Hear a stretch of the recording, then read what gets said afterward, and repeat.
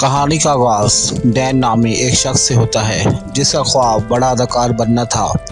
इसने अपनी एक फिल्म बनाने के लिए अपनी सारी जमा पूंजी लगा दी थी, लेकिन बदकिस्मती से वो फिल्म बुरी तरह नाकाम हो जाती है।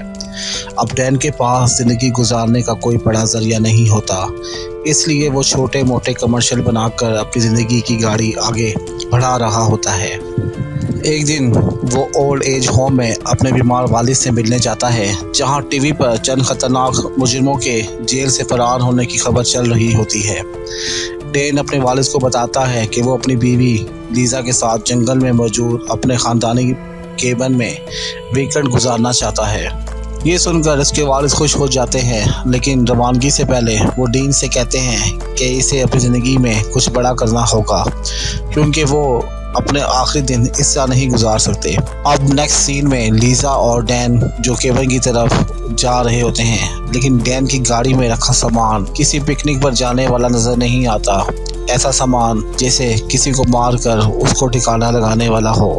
यहाँ हमें ये रिवील होता है कि डैन ने एक मंसूबा बनाया था जिसमें वो लीसा को मारकर उसकी लाश को गायब कर देगा। केबिन में पहुंचते ही लीसा शैंपेन की बोतल खोल लेती है और दूसरी तरफ डैन अपने मंसूबे पर काम कर रहा होता है। वो घर में मौजूद हथियार और बाकी सामान बेसमेंट में छुपा देता है। सब कुछ करने के बाद वो केबिन की सफाई में लग जाता है। काफी वक्त बाद इन दोनों को भूख लग जाती है।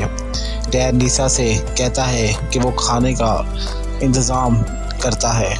कुछ देर बाद वो झील के किनारे डिनर तैयार करते हैं। माहौल बहुत खूबसूरत लगता है। वो एक ऐसा कदम उठाने की कोशिश करता है जिससे जाहिर होता है कि वो अपने इस रिश्ते को ख़त्म करना चाहता हो, लेकिन हालात इसके मुताबिक नहीं चलते। लीसा इसके इरादे को भांप लेती है और जब डैन उसको बेहोश करने आता है तो वो उसको इलेक्ट्रिक शॉक देकर बेहोश कर देती है और अगले ही पल डैन एक कुर्सी पर बंधा हुआ होता है। होश में आने के बाद लीसा डैन से उसके लाए हुए सामान के बारे में पूछती है, जो काफ़ी मशकूक था, और जानना चाहती है कि वो ये किस लिए लाया था। पहले डैन बहाना बनाता है कि वो केबिन की मरम्मत के लिए आया था, लेकिन आखिर में मान जाता है कि वो लीसा को मारना चाहता था। यहाँ पर दोनों एक दूसरे को इल्ज़ाम देते हैं और बेवफाई का गिला करते हैं। डैन कहता है कि तुम्हारा प्लान बिल्कुल बेकार था मुझे मारने का। लीसा कहती है था नहीं, अभी भी है। कहानी फ्लैशबैक में जाती है, जहाँ हमें लीसा को दिखाया जाता है जो अपनी फ्रेंड के साथ डैन के साथ केबिन में जाने वाली बात कर रही होती है। लीसा को लगता है कि डैन शायद इनके आपस में जो दूरियां हैं उसको ख़त्म करना चाहता है। इसी दौरान हेनरी आ जाता है और लीसा से काम ख़त्म करने का कहता है। लीसा पैसा ट्रांसफ़र करने का कहकर उसको जाने का कहती है।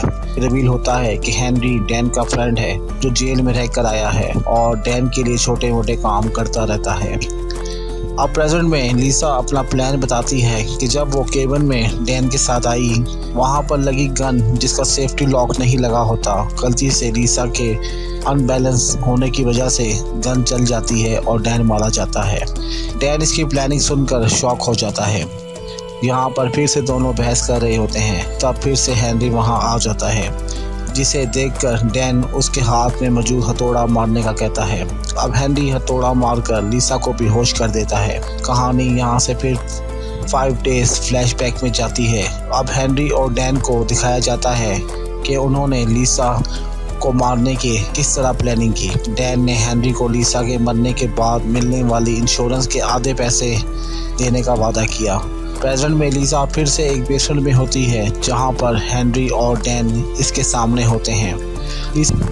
लीसा के होश में आने पर डैन उससे पूछता है कि लीसा उसको मारना क्यों चाहती थी। लीसा कहती है कि जब उसने फिल्म बनाई तो उसके लिए कोई छोटा सा रोल भी नहीं रखा। डैन के कहने पर लीसा ने एक्टिंग शुरू की, बट डैन ने उसकी कोई सपोर्ट नहीं की, बल्कि फिल्म बनाने के चक्कर में सब पैसा बर्बाद कर दिया और वो कर्ज के बोझ तले दब के। अब डैन हेनरी को लीसा को मारने का कहता है।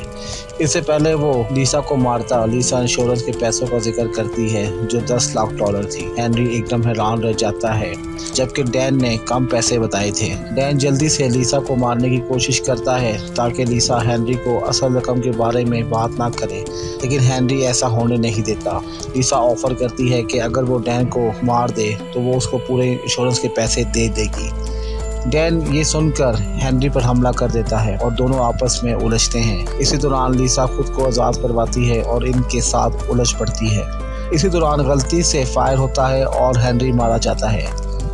अब ये दोनों एक दूसरे को मारने की कोशिश करते हैं। इसी दौरान फिर एक फायर होता है जो सीधा ऊपर छत पर लगता है, जहाँ पर इन्हें फायर के बाद कुछ लोगों की आवाज़ें आती हैं जो एकदम ऊपर से नीचे गिरते हैं। यहाँ 3 लोग थे जिनका नाम एंडी, टॉड और एलेग्रा था। ये वही खतरनाक मुजरिम थे जो जेल से भागे थे। अब बेसमेंट में लिसा और डैन दोनों को बांधा हुआ होता है और अब यहाँ तीनों उनसे पैसे मांगते हैं, वो भी बहुत ज़्यादा।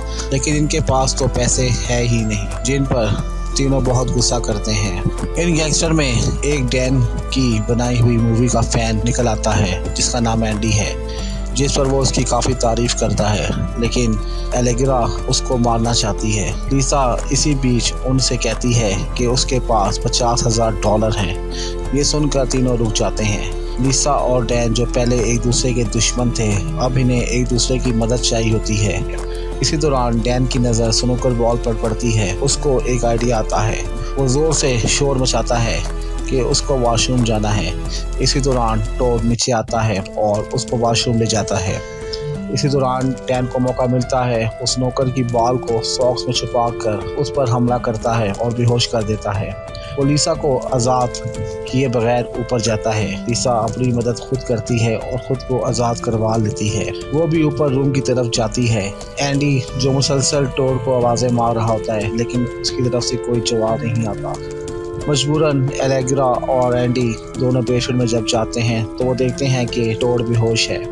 वो उसको होश मिलाते हैं और वो बताता है कि डैन ने उस पर हमला करके यहाँ से भागने की कोशिश की है। अब ये तीनों मिलकर इन्हें ढूंढने लग जाते हैं। अब एंडी, टॉड और एलेग्रा तीनों डैन और लिसा को तलाश करना शुरू कर देते हैं। दूसरी तरफ लिसा वहाँ से निकलना चाहती है, लेकिन इसे गाड़ी की चाबियां नहीं मिलती। चाबियां ढूंढने के लिए वो दोबारा केबिन के अंदर वापस आ जाती है। जैसे ही वो अंदर दाखिल होती है, टॉड वहाँ पहुँच जाता है और इसे अपनी गिरफ्त में ले लेता है। लिसा अपनी जान बचाने के लिए इसे दरख्वास्त करती है और बताती है कि वो हामला है। इसी दौरान डैन भी वहाँ पहुँच जाता है और लिसा को बचाने की कोशिश करता है। चंद लम्हों में सूरत हाल एक बार फिर कशीदा हो जाती है। दोनों जानिब से शदीद झड़प शुरू हो जाती है। इस मुकाबले के दौरान टॉड बुरी तरह जख्मी हो जाता है और इसकी हालत काफी खराब हो जाती है। इतने में एंडी और एलेग्रा भी वहाँ पहुँच जाते हैं, जिस पर डैन और लिसा मौका देखकर वहाँ से निकल जाते हैं। जब एंडी और एलेग्रा टॉड की हालत को देखते हैं तो फौरन डैन और लिसा तलाश शुरू कर देते हैं। इधर डैन और लिसा एक अलमारी में छुप जाते हैं। इसी दौरान एंडी भी इसी जगह तक पहुंच जाता है। छुपे हुए दोनों अपने माजी की गलतियों और फैसलों पर अफसोस का इजहार करते हैं और एक दूसरे के साथ अपने जज्बात शेयर करते हैं। मौका मिलते ही वो एंडी पर हमला करते हैं और वहां से भाग निकलने में कामयाब हो जाते हैं। बाहर एलेग्रा लिसा को पकड़ लेती है और दोनों के दरमियान लड़ाई शुरू हो जाती है। एलेग्रा लिसा को सिर्फ मारने ही वाली होती है, लेकिन ऐन वक्त पर डैन पहुंचकर लिसा की मदद करता है। एंडी भी ऊपर